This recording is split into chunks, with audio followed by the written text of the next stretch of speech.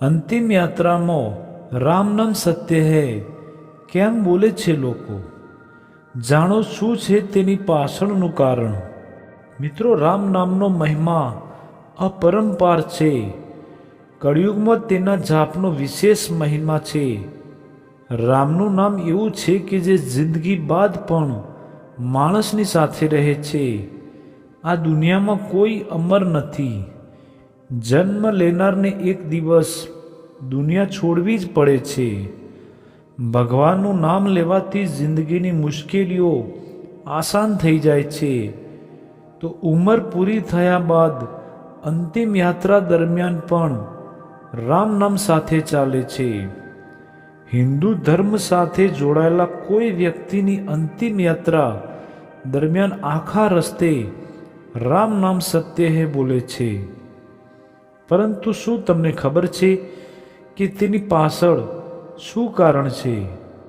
માણસ આખી જિંદગી જમીન, મકાન, પદ અને પ્રતિષ્ઠા માટે દોડે છે. પોતાનું કામ કઢાવવા માટે લોકો સાથે છળ કપટ પણ કરે છે. પરંતુ મૃત્યુ બાદ તેને બધું અહીં છોડીને જવું પડે છે. હિન્દુ માન્યતાઓ અનુસાર વ્યક્તિ સાથે તેના કર્મોનો હિસાબ પણ જાય છે. આ જ આધાર પર તેની મુક્તિ કે કોઈ યોનિમાં જન્મનો આધાર છે. મનુષ્ય જ્યાં જન્મ લે છે ત્યાંના નિયમો તેને પાળવા પડે છે.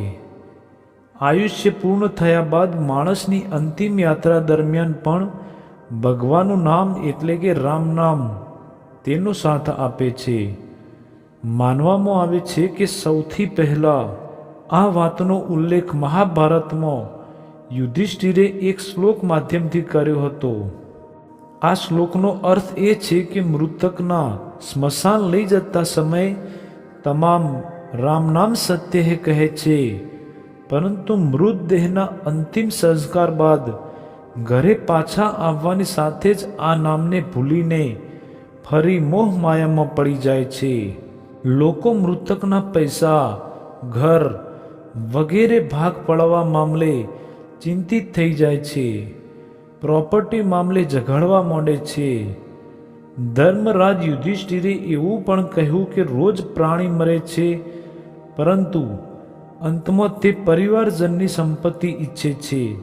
આનાથી મોટું આશ્ચર્ય કયું હશે?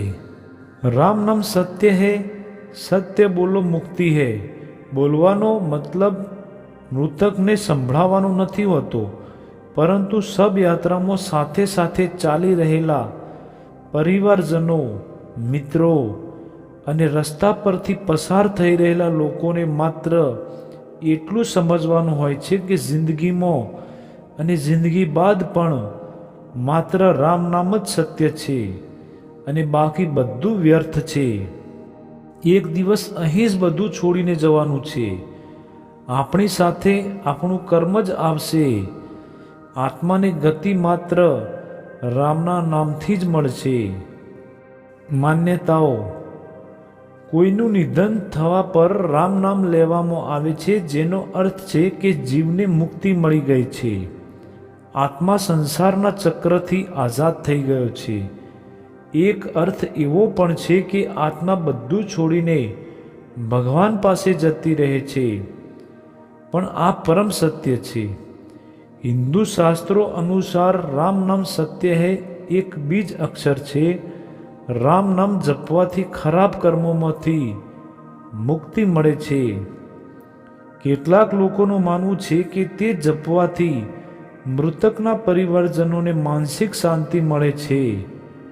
આ દરમિયાન રામ નામ સત્ય સાંભળવાથી તેમને એ અહેસાસ થાય છે કે આ સંસાર વ્યર્થ છે.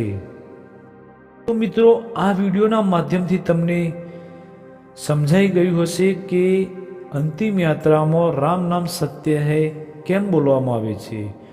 જો તમને આ વિડીયો સારું લાગ્યું હોય તો પ્લીઝ આ વિડીયોને લાઈક, શેર અને આવા ઘણા બધા વિડીયો માટે ચેનલને સબસ્ક્રાઈબ જરૂર કરી લેજો.